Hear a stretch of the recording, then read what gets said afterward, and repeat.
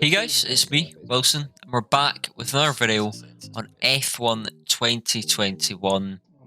And if you've not already noticed, as we're not actually starting in the loading screen this time, but if you've not already noticed, we're at China, Shanghai, second last round of the PSGL top tier in PC. Sorry, by the way, for the frames on the screen at the moment. For some reason, my webcam, or I don't know, my stream doesn't really like the menus. I don't know why. If anyone knows a fix, it'd be greatly appreciated.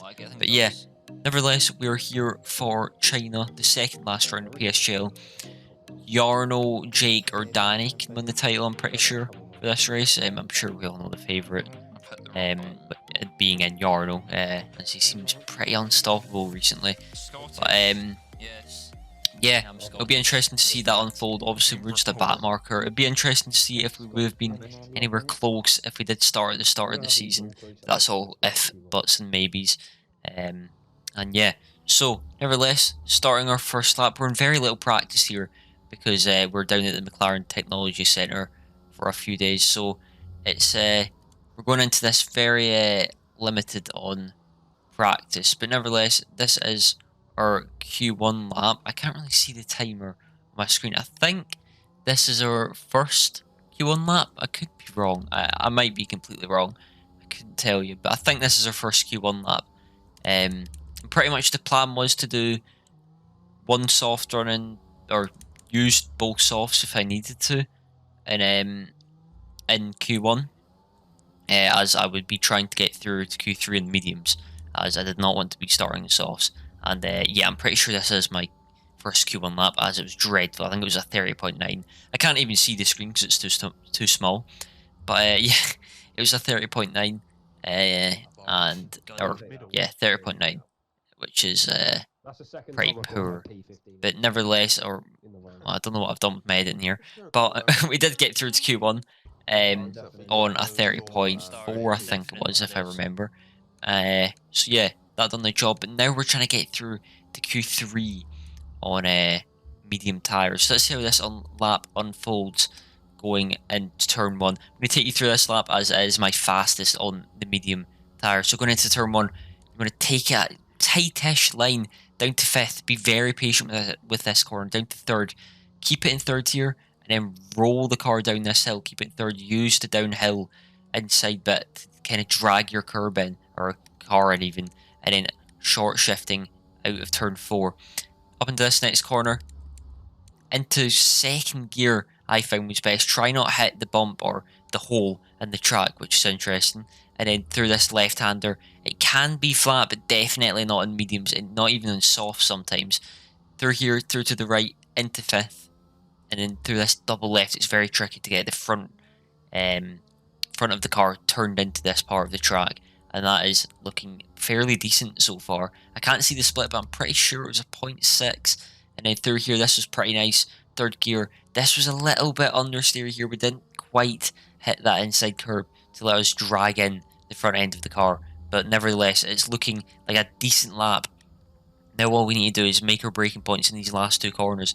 We could be seeing maybe a 0.4 here, maybe a 0.5, and I'm pretty sure that'll get us through to Q3. Here we brake slightly too early, and it's just not really gave us the best rotation through that corner. We've definitely lost half a tenth there. And then through this last corner, fling it in. 5th gear, we take a bit too much curb. We don't really hit it as nice as we could have, and it's going to be a low 0.6. And It's a decent lap. I don't think that's that good. I mean, in the actual session, it felt alright, but yeah, the track grip was so much better than short quali. And I think that's because we were doing our medium runs at the start of short quali. So yeah, we could have easily got a low 5 there. That was definitely in the cards. But yeah, we got knocked out. I think it was 14th for starting. As you can see, there were the Q3 results as well. And yeah, so it's a bit of a shame, is what it is. But that gives us a bit of flexibility starting this race now. We decided we would go with the hard tyre start, just to give us flexibility, as I said, and hopefully finishing the medium tyre, which will be pretty quick compared to the hards, as the drop off is pretty low if you pick the right pit window. But nevertheless, we're here starting from 14th, I'm pretty sure. Yeah, 14th. We've got 5 red lights, and it's lights out, and away we go for the Shanghai Grand Prix. We get a very good start compared to John Evans in the Ferrari. We're going to go down the inside through turn 1. This is a very hectic turn 1 going through here. Lots of congestion, a lot of braking, and as you can see, I think that's Yoni Tormel has been spun around. There's chaos in front. Jake's hit Louis, I believe, and we're trying to go around the outside of an Aston Martin, I think this is, and it does not work. We have no grip in these hard tires at the start. Very cold. Looks like we might have a corner inside. No, we do not. It's John going for the move. Is he going to be able to make it stick on Aston? He is not, and we keep position in P14. We could have gained positions there, but sadly we didn't. Which it would have been nice because the start's always chaos, and as you can see, it's just chaos here. There's damaged cars in front. We've lost about 3-4 seconds, I think, to the guys in front, and now we're draining our ERS. We're trying to take any opportunity we can to gain positions. We're going to go for the move on John Evans. Will Jake leave the space on the outside? It isn't a given round this track. Does he do it? He doesn't really, but we don't risk it anyway. And John tries to make the move stick. He can't make it move stick. We get massive tank slapper in the exit. Let John go otherwise. Through the last corner, we're going to get another huge tank slapper. And now we've got Thime Shooter all over us. The Alfa Romeo Sauber driver coming into turn 1. Is he going to be able to make the move stick? Round outside. We're going to give him a lot of room just to make sure we don't want to squeeze him out, obviously.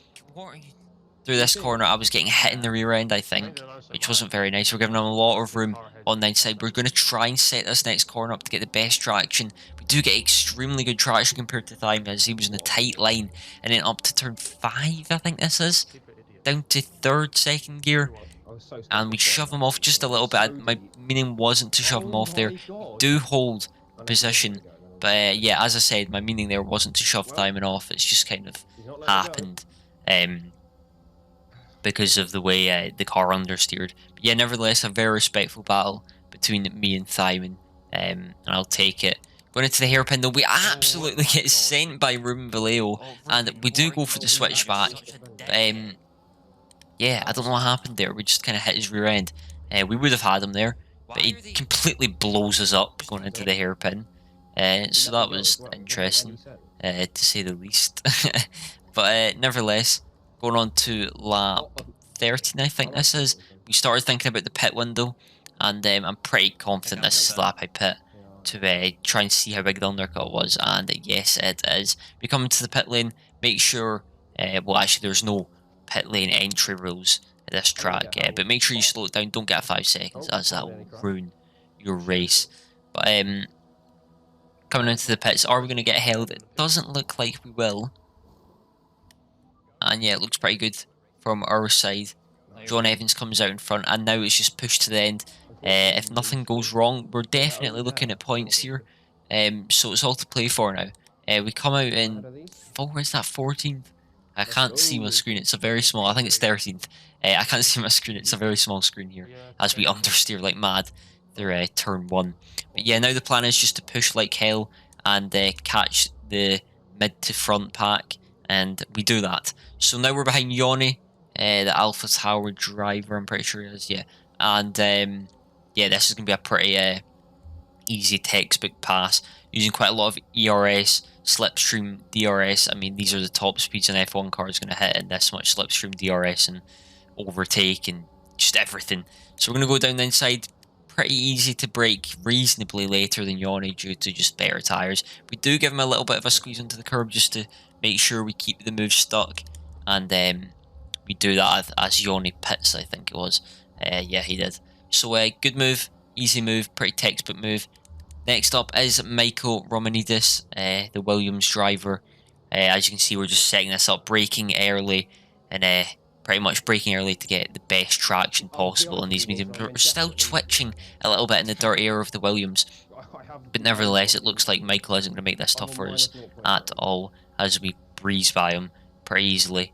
And yeah, that was a pretty textbook move as well. Next up is Fabrizio Donoso, as we complete this move on Michael. Got a bit messy into the hairpin. I think that's just because Michael was braking later around the outside trying to defend from Ruben. But yeah, Now on to Fabrizio. These are all pretty textbook passes. We're going to use a bit of a ERS here. I think we do use actually quite a lot to get up to the back of Fabrizio, and we're just going to gain absolute insane speeds Yeah. with DRS and slipstream, and yeah, overtake. It's extremely powerful, and it's a very easy way to pass. So yeah, that's us up into 9. I can't see again. I think that's 9. Could be completely wrong. Or 7th.